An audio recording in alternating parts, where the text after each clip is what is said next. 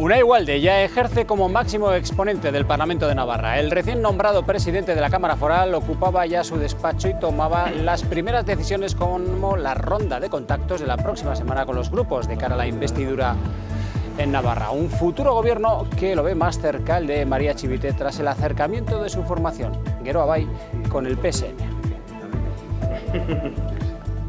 Éramos pesimistas sobre cómo pudiese discurrir un gobierno de progreso después de lo sucedido en los ayuntamientos. A partir de la constitución de la Mesa del Parlamento, bueno, se abre una esperanza a que ese gobierno que pretende liderar el Partido Socialista de Navarra y en el cual habrá que entrar en discusiones programáticas, pues pueda ser posible. Pues no hay movimientos en Navarra sin que los haya también en Madrid. La conexión entre Sánchez y Chivite pasa por el PNV, que tras el Parlamento Foral pide a ambos líderes que den pasos de cara a futuros gobiernos. Le toca mover ficha al presidente y candidato Sánchez y le toca mover ficha también a María Chivite en Navarra.